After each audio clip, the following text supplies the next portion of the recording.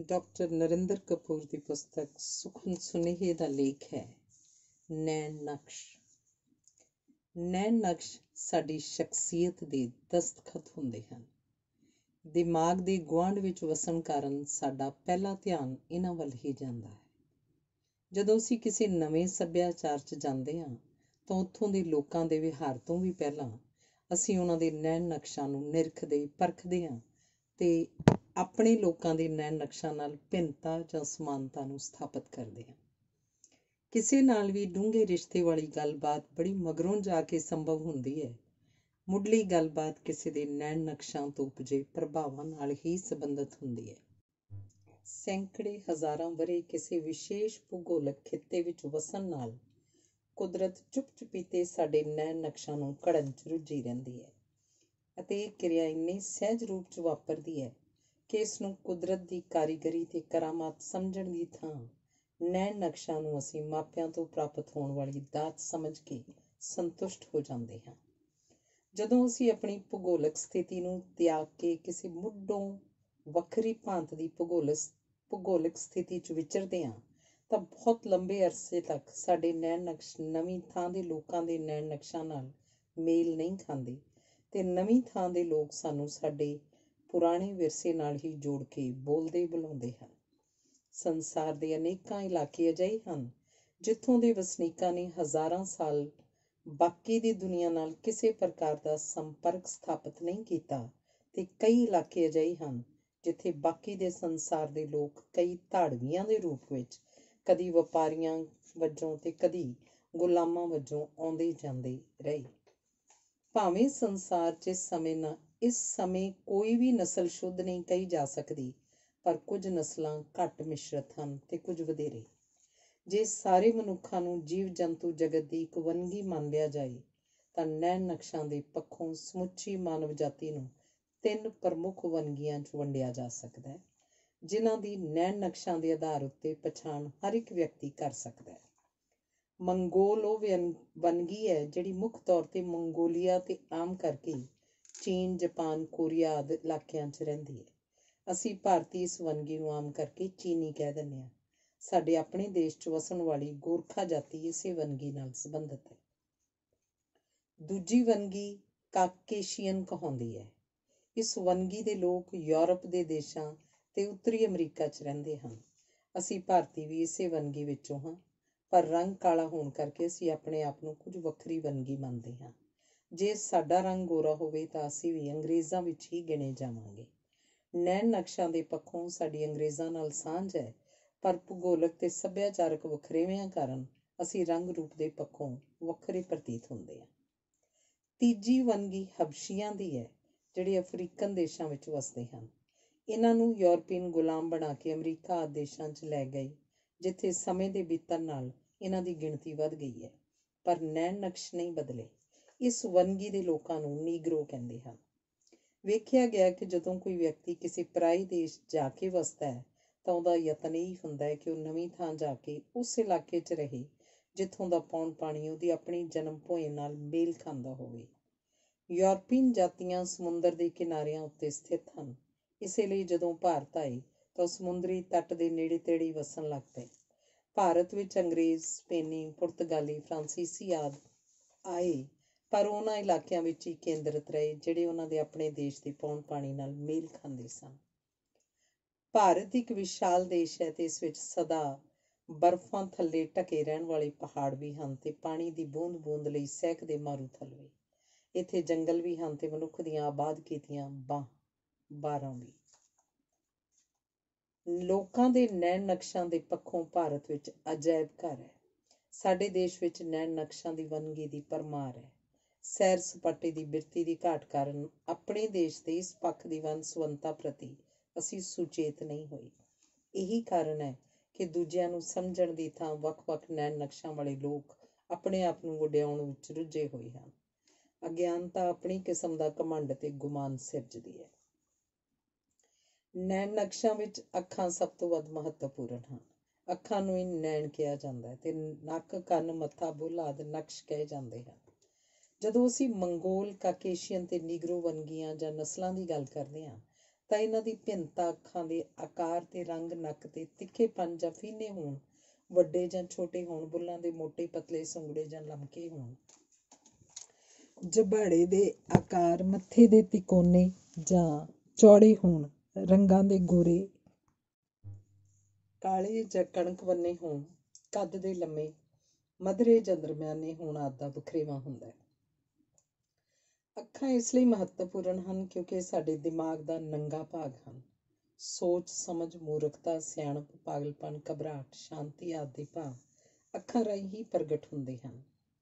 ਸਾਡੇ ਸਾਰੇ ਗਿਆਨ ਦਾ 3/4 ਭਾਗ ਅੱਖਾਂ ਰਾਹੀਂ ਪ੍ਰਾਪਤ ਹੁੰਦਾ ਹੈ।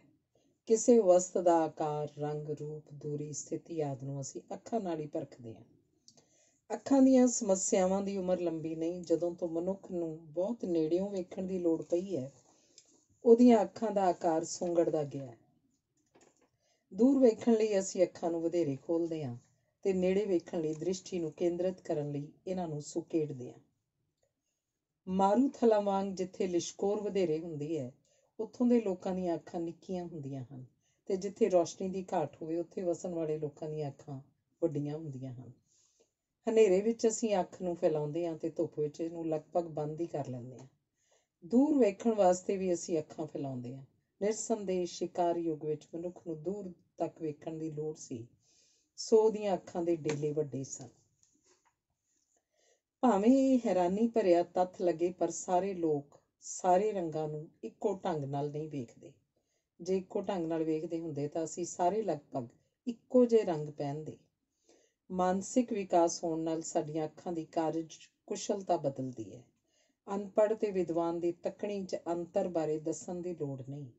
ਅੰਨ੍ਹਿਆਂ ਨੂੰ ਸੁਪਨਿਆਂ ਵਿੱਚ ਵੀ ਦ੍ਰਿਸ਼ ਨਹੀਂ ਦਿਸਦੇ ਤੇ ਜਾਗਦਿਆਂ ਵੀ ਉਹ ਅੱਖਾਂ ਦਾ ਕੰਮ ਸੁਣਨ, ਸੁੰਘਣ ਤੇ ਛੂਹਣ ਸ਼ਕਤੀ ਨਾਲ ਕਰਦੇ ਹਨ।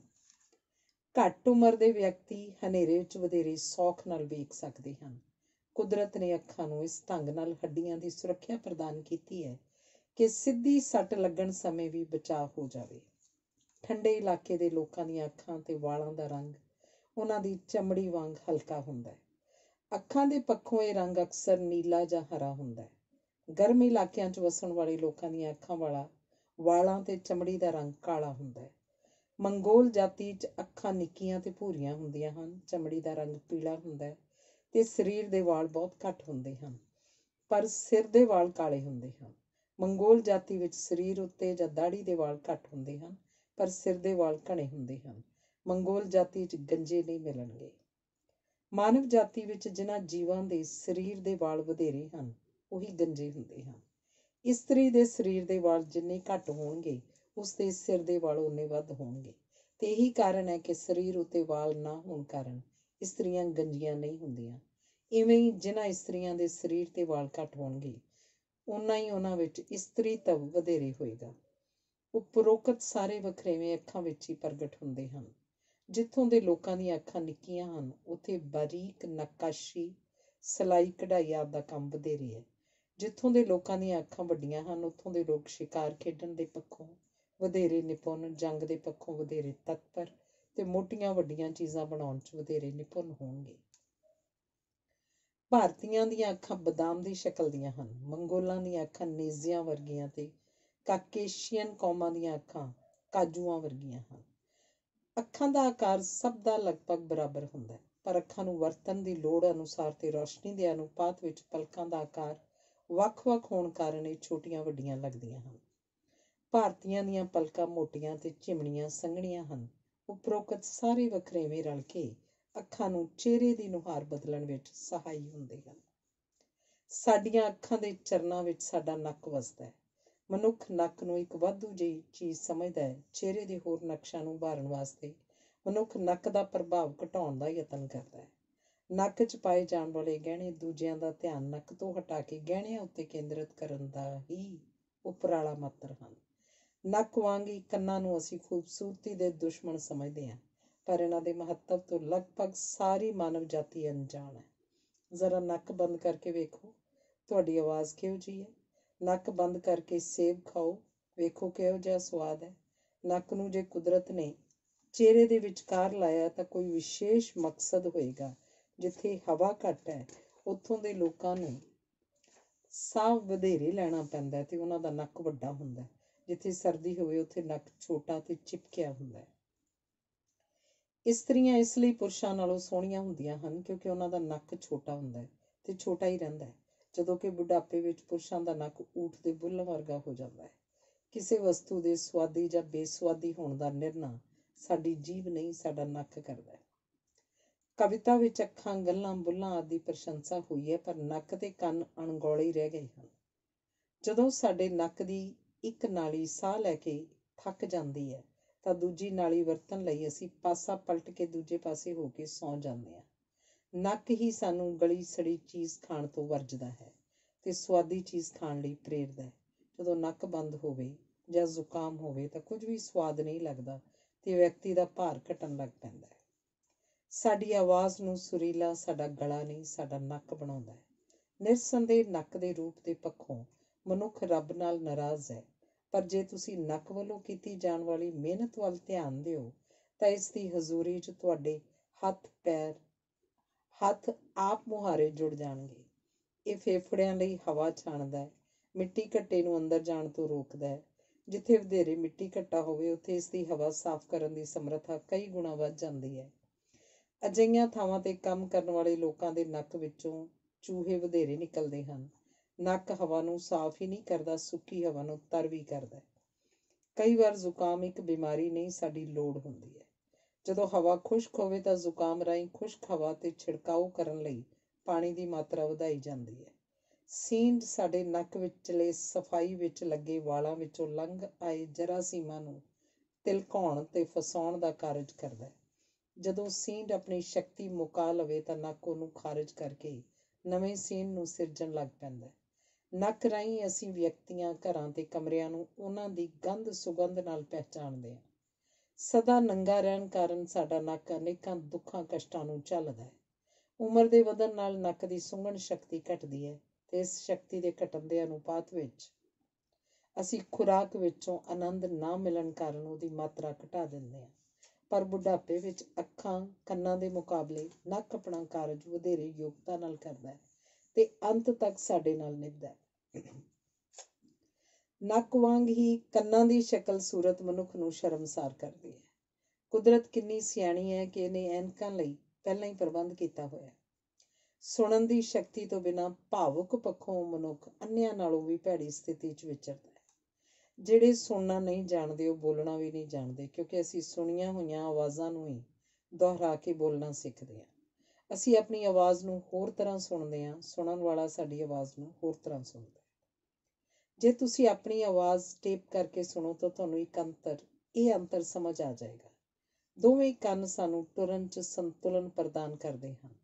ਜਿਸ ਦਾ ਇੱਕ ਕੰਨ ਦੁਖਦਾ ਹੋਵੇ ਉਹ ਸਿੱਧਾ ਨਹੀਂ ਟੁਰ ਸਕਦਾ, ਜਿਹਦੇ ਦੋਵੇਂ ਦੁਖਦੇ ਹੋਣ ਉਹ ਟੁਰ ਹੀ ਨਹੀਂ ਸਕਦਾ।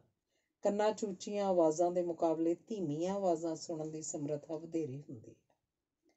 ਅੱਖਾਂ, ਨੱਕ ਆਦਿ ਨੂੰ ਵਰਤਣ ਲਈ ਕੁਝ ਨਾ ਕੁਝ ਜ਼ੋਰ ਲੱਗਦਾ ਹੈ, ਪਰ ਕੰਨ ਸਹਿਜ ਸੁਭਾਅ ਆਪਣਾ ਕੰਮ ਕਰਦੇ ਹਨ। ਮਰ ਰਿਹਾ ਵਿਅਕਤੀ ਹੋਰ ਸਾਰੀਆਂ ਸ਼ਕਤੀਆਂ ਦੇ ਫੇਲ ਹੋ ਜਾਣ ਦੇ ਬਾਵਜੂਦ ਵੀ ਸੁਣ ਸਕਦਾ ਹੈ, ਪਰ ਉਸ ਕੋਲ ਬੋਲਣ ਦੀ ਸ਼ਕਤੀ ਨਾ ਹੋਣ ਕਾਰਨ ਅਸੀਂ ਸਮਝਦੇ ਹਾਂ ਕਿ ਉਹਨੂੰ ਸੁਣਦਾ ਵੀ ਨਹੀਂ ਹੋਏਗਾ। ਪੁਰਾਤਨ ਯੁੱਗ 'ਚ ਬੱਦਲਾਂ ਤੇ ਸ਼ੇਰਾਂ ਦੀ ਗਰਜ ਉੱਚੀ ਤੋਂ ਉੱਚੀ ਆਵਾਜ਼ ਸੀ, ਪਰ ਵਿਗਿਆਨ ਨੇ ਇੰਨਾ ਰੌਲਾ ਰੱਪਾ ਪੈਦਾ ਕਰ ਦਿੱਤਾ ਹੈ ਕਿ ਕੰਨਾਂ ਲਈ ਸੰਕਟ ਦਾ ਯੁੱਗ ਆ ਗਿਆ। ਤੁਸੀਂ ਅਨੁਮਾਨ ਨਹੀਂ ਲਾ ਸਕਦੇ ਕਿ ਜਿਹੜਾ ਸੁਣ ਨਹੀਂ ਸਕਦਾ ਉਹਦੀ ਦੁਨੀਆ ਕਿੰਨੀ ਛੋਟੀ ਤੇ ਸੁੰਨੀ ਹੈ। ਜਾਨਵਰਾਂ ਲਈ ਕੰਨ ਗਹਿਣਾ ਹਨ ਤੇ ਕੰਨਾਂ ਉੱਤੇ ਹੀ ਉਹਨਾਂ ਦੀ ਹੋਂਦ ਨਿਰਭਰ ਕਰਦੀ ਹੈ। ਕਈ ਆਵਾਜ਼ਾਂ ਸਾਨੂੰ ਭੈਭੀਤ ਕਰਦੀਆਂ ਹਨ, ਕਈ ਸੁਖਦਾਈ ਪ੍ਰਤੀਤ ਹੁੰਦੀਆਂ ਹਨ। ਕੰਨ ਦੀ ਸਮਰੱਥਾ ਨੂੰ ਵਧਾਉਣ ਲਈ ਅਸੀਂ ਅਕਸਰ ਆਪਣੇ ਹੱਥ ਦਾ ਡੂਨਾ ਬਣਾ ਕੇ ਇਸ ਨਾਲ ਜੋੜਦੇ ਹਾਂ। ਕੰਨਾਂ ਵੱਲ ਅਸੀਂ ਧਿਆਨ ਦੇਣਾ ਬੰਦ ਕਰ ਦਿੱਤਾ ਹੈ, ਸੋ ਦੂਜੇ ਨੈਣ ਨਕਸ਼ਾਂ ਦੇ ਮੁਕਾਬਲੇ ਇਹਨਾਂ ਦਾ ਮਹੱਤਵ ਘਟ ਗਿਆ। ਪ੍ਰੇਮੀ ਦਾ ਆਪਣੀ ਪ੍ਰੇਮਿਕਾ ਦੇ ਕੰਨਾਂ ਵੱਲ ਧਿਆਨ ਹੀ ਨਹੀਂ ਜਾਂਦਾ। ਕਿਸੇ ਦੀ ਸ਼ਖਸੀਅਤ ਜਾਣਨ ਲਈ ਉਹਦੇ ਚਿਹਰੇ ਨਾਲੋਂ ਉਹਦੇ ਕੰਨ ਵਧੇਰੇ ਸਹਾਈ ਹੋ ਸਕਦੇ ਹਨ। ਮਨੁੱਖਾਂ ਵਰਗੇ ਬੁੱਲ ਤੇ ਮੂੰਹ ਹੋਰ ਕਿਸੇ ਜੀਵ ਜੰਤੂ ਦੇ ਨਹੀਂ ਹਨ। ਜਾਨਵਰਾਂ ਨਾਲੋਂ ਵੱਖਰੀ ਪ੍ਰਕਾਰ ਦਾ ਭੋਜਨ ਖਾਣ ਕਾਰਨ ਮਨੁੱਖ ਦੇ ਬੁੱਲਾਂ ਵਾਲੇ ਮੂੰਹ ਦਾ ਪਾਰਟ ਛੋਟਾ ਹੁੰਦਾ ਗਿਆ ਹੈ। ਇਸ ਪਾਰਟ ਨੂੰ ਕਿਸੇ ਜਾਨਵਰ ਦੇ ਮੂੰਹ ਨਾਲ ਮਿਲਾ ਕੇ ਦੇਖੋ। ਬੁੱਲ, ਇਹਨਾਂ ਦੀ ਮੋਟਾਈ, ਲੰਬਾਈ, ਰੰਗ, ਮੂੰਹ ਦਾ ਆਕਾਰ, ਦੰਦਾਂ ਦੀ ਬਣਤਰ, ਜਬਾੜੇ ਦਾ ਫੈਲਿਆ ਸੁੰਗੜਿਆ ਹੋਣਾ ਆਦਿ ਪੱਖ ਸਾਨੂੰ ਸੋਹਣਾ ਕਸੋਹਣਾ ਬਣਾਉਂਦੇ ਹਨ। ਬੁੱਲਾਂ ਨਾਲ ਹੀ ਅਸੀਂ ਪਿਆਰ, ਨਫ਼ਰਤ, ਗੁੱਸਾ, ਦ੍ਰਿੜਤਾ ਆਦਿ ਪ੍ਰਗਟਾਉਂਦੇ ਹਾਂ। ਨੀਗਰੋ ਜਾਤੀ ਦੇ ਬੁੱਲ ਮੋਟੇ ਤੇ ਭਾਰੇ ਹੁੰਦੇ ਹਨ। ਬੁੱਲ ਸਾਨੂੰ ਕੋਈ ਵਿਸ਼ੇਸ਼ ਭਾਸ਼ਾ ਬੋਲਣ ਵਿੱਚ ਸਹਾਇਕ ਅਸਹਾਇਕ ਹੁੰਦੇ ਹਨ। ਸਾਡੇ ਬੁੱਲ ਸਾਡੀ ਪਛਾਣ ਬਣਦੇ ਹਨ। ਚਿਹਰੇ ਉੱਤੇ ਨੈਣ ਨਕਸ਼ ਤਾਂ ਭਾਵੇਂ ਗਿਣਤੀ ਦੇ ਹੀ ਹੁੰਦੇ ਹਨ, ਪਰ ਰਲ ਕੇ ਉਹਨਾਂ ਵਿੱਚ ਅਨੇਕਾਂ ਰੂਪ ਧਾਰਨ ਤੇ ਮਾਨਸਿਕ ਸਥਿਤੀਆਂ ਨੂੰ ਪ੍ਰਗਟਾਉਣ ਦੀ ਸਮਰੱਥਾ ਹੁੰਦੀ ਹੈ। ਚਿਹਰੇ ਉੱਤੇ ਬੈਠੀ ਮੱਖੀ ਨੂੰ ਹੱਥ ਵਰਤੇ ਬਿਨਾਂ ਉਡਾਉਣ ਦਾ ਯਤਨ ਕਰੋ, ਤੁਸੀਂ ਭਾਂਤ-ਭਾਂਤ ਦੀਆਂ ਸ਼ਕਲਾਂ ਦਾ ਪ੍ਰਮਾਣ ਦਿਓਗੇ। ਸਾਡੇ ਨੈਣ ਨਕਸ਼ਾਂ ਦੀ ਆਪਣੀ ਇੱਕ ਭਾਸ਼ਾ ਹੈ ਤੇ ਇਹ ਭਾਸ਼ਾ ਬਹੁਤ ਕੁਝ ਅਜਿਹਾ ਪ੍ਰਗਟਾਉਣ ਦੀ ਸ਼ਕਤੀ ਰੱਖਦੀ ਹੈ ਜਿਹੜੀ ਬੋਲਣ ਵਾਲੀ ਭਾਸ਼ਾ 'ਚ ਨਹੀਂ ਹੁੰਦੀ। ਇੱਕ ਪ੍ਰੇਮੀ ਨੇ ਆਪਣੀ ਪ੍ਰੇਮਿਕਾ ਨੂੰ ਅੱਖਾਂ ਵਿੱਚ ਡੋਰੇ ਲਟਕਾ ਕੇ ਕਿਹਾ, ਮੈਨੂੰ ਮਿੱਠੀਆਂ ਨਜ਼ਰਾਂ ਨਾਲ ਨਾ ਵੇਖ, ਕਿਧਰੇ ਮੈਨੂੰ ਜੀਣ ਦਾ ਚਸਕਾ ਨਾ ਪੈ ਜਾਏ। ਸਮੇਂ ਦੇ ਬੀਤਣ ਨਾਲ ਆਪਣੇ ਭਾਵਾਂ ਨੂੰ ਪ੍ਰਗਟਾਉਣ ਲਈ ਮਨੁੱਖ ਨੇ ਆਪਣੇ ਨੈਣ ਨਕਸ਼ਾਂ ਦੀ ਸਮਰੱਥਾ ਵਧਾਈ ਹੈ। ਨਾਟਕ ਕਲਾ ਤੇ ਫਿਲਮਾਂ ਇਸ ਵਧੀ ਹੋਈ ਸਮਰੱਥਾ ਦੇ ਪ੍ਰਮਾਣ ਹਨ। ਆਪਣੇ ਨੈਣ ਨਕਸ਼ਾਂ ਨੂੰ ਢਿੱਲਾ ਛੱਡਣ ਨਾਲ ਸਾਡੇ ਚਿਹਰੇ ਉੱਤੇ ਮੁਸਕਰਾਹਟ ਦੇ ਭਾਵ ਉਪਜਦੇ ਹਨ ਤੇ ਇਹਨਾਂ ਨੂੰ ਕਸਣ ਨਾਲ ਤਿਉੜੀ ਉਪਜਦੀ ਹੈ। ਜਿਹੜੇ ਨਕਸ਼ ਨੂੰ ਅਸੀਂ ਵਧੇਰੇ ਵਰਤਦੇ ਹਾਂ, ਸਾਡੇ ਚਿਹਰੇ ਉੱਤੇ ਉਸ ਦਾ ਮਹੱਤਵ ਵੱਧ ਪ੍ਰਗਟ ਹੋਣ ਲੱਗ ਪੈਂਦਾ ਹੈ। ਬੁਢਾਪੇ ਵਿੱਚ ਚਿਹਰੇ ਉੱਤੇ ਪੈਣ ਵਾਲੀਆਂ ਝੁਰੜੀਆਂ ਇਸ ਗੱਲ ਦੀ ਗਵਾਹੀ ਹੁੰਦੀਆਂ ਹਨ ਕਿ ਸੰਸਾਰ ਨੂੰ ਸਮਝਣ ਪਰਖਣ ਲਈ ਅਸੀਂ ਕਿਹੜੇ ਨਕਸ਼ ਦੀ ਵਰਤੋਂ ਵਧੇਰੇ ਕੀਤੀ ਹੈ। ਕਿਸੇ ਇਸਤਰੀ ਦੀ ਗੱਲ 'ਚ ਪੈਣ ਵਾਲਾ ਡੂੰਘ ਉਹਦੇ ਪ੍ਰਭਾਵ ਨੂੰ ਬਦਲ ਦਿੰਦਾ ਹੈ ਤੇ ਸਾਡੀ ਨਜ਼ਰ ਉਹਦੇ ਚਿਹਰੇ ਦੀ ਵਧੇਰੇ ਚਿਰ ਸੈਰ ਕਰਦੀ ਹੈ। ਹਰ ਸੱਭਿਆਚਾਰ ਦੇ ਲੋਕ ਆਪਣੇ ਨੈਣ ਨਕਸ਼ਾਂ ਨੂੰ ਵੱਖਰੇ ਢੰਗ ਨਾਲ ਵਰਤਦੇ ਹਨ ਤੇ ਅਜਿਹੇ ਵੱਖਰੇਵੇਂ ਕਾਰਨ ਹੀ ਉਹਨਾਂ ਦੀ ਔਸਤ ਸ਼ਕਲ ਸੂਰਤ ਵੱਖਰੀ ਹੋ ਨਿਬੜਦੀ ਹੈ। ਪੈਰਿਸ ਦੇ ਰੇਲਵੇ ਸਟੇਸ਼ਨ ਤੇ ਆਪਣੇ ਹੋਟਲ ਪਹੁੰਚਣ ਦਾ ਰਾਹ ਪੁੱਛਣ ਲਈ ਭਾਂਤ-ਭਾਂਤ ਦੇ ਚਿਹਰਿਆਂ ਵਿੱਚੋਂ ਮੈਂ ਆਪਣੇ ਸੱਭਿਆਚਾਰ ਦੇ ਕਿਸੇ ਵਿਅਕਤੀ ਨੂੰ ਮਿਲਣਾ ਚਾਹੁੰਦਾ ਸਾਂ। ਜਿਹੜਾ ਮੈਨੂੰ ਲੱਭਿਆ ਉਹ ਪਾਕਿਸਤਾਨੀ ਡਾਕਟਰ ਸੀ। ਦੋਹਾਂ ਦੀਆਂ ਬਾਹਾਂ ਇੱਕ ਦੂਜੇ ਦੇ ਸਵਾਗਤ ਵਿੱਚ ਆਪ ਮੁਹਾਰੇ ਖੁੱਲ੍ਹ ਗਈਆਂ। ਸਾਡੇ ਰੁਜ਼ਗਾਰ ਦਾ ਵੀ ਸਾਡੇ ਨੈਣ ਨਕਸ਼ਾਂ 'ਤੇ ਪ੍ਰਭਾਵ ਪੈਂਦਾ ਹੈ। ਫੌਜੀ ਸਹਿਜੇ ਹੀ ਪਛਾਣੇ ਜਾਂਦੇ ਹੈ। ਅੰਤ ਨੂੰ ਸਾਰੇ ਅਧਿਆਪਕਾਂ ਦੀ ਸ਼ਕਲ ਸੂਰਤ ਇੱਕ ਦੂਜੇ ਨਾਲ ਮਿਲਣ ਲੱਗ ਪੈਂਦੀ ਹੈ। ਤੁਹਾਡੀ ਅਮੀਰੀ ਇਸ ਗੱਲ 'ਚ ਨਹੀਂ ਕਿ ਤੁਹਾਡੇ ਕੋਲ ਧਨ ਕਿੰਨਾ ਹੈ, ਸਗੋਂ ਇਸ ਗੱਲ ਵਿੱਚ ਹੈ ਕਿ ਤੁਹਾਡੇ ਨੈਣ ਨਕਸ਼ਾਂ ਦਾ ਵਹੀ ਖਾਤਾ ਕਿੰਨਾ ਵਿਸ਼ਾਲ ਹੈ। ਆਸ ਹੈ ਨਾ ਕੇਵਲ ਤੁਸੀਂ ਆਪਣੇ ਨੈਣ ਨਕਸ਼ਾਂ ਨੂੰ ਵਧੇਰੇ ਸਮਝੋਗੇ, ਸਗੋਂ ਦੂਜਿਆਂ ਦੇ ਨੈਣ ਨਕਸ਼ਾਂ ਪ੍ਰਤੀ ਤੁਹਾਡੇ ਵਿੱਚ ਸਤਿਕਾਰ ਦੀ ਭਾਵਨਾ ਵੀ ਵਧੇਗੀ। ਨੈਣ ਨਕਸ਼ ਸਾਡੀ ਸ਼ਖਸੀਅਤ ਦੇ ਦਸਤਖਤ ਹਨ। ਸਾਡੀ ਆਮਦਨ ਕਿੰਨੀ ਵੀ ਵੱਧ ਜਾਏ, ਸਾਡੇ ਦਸਤਖਤ ਨਹੀਂ ਬਦਲਦੇ। ਧੰਨਵਾਦ।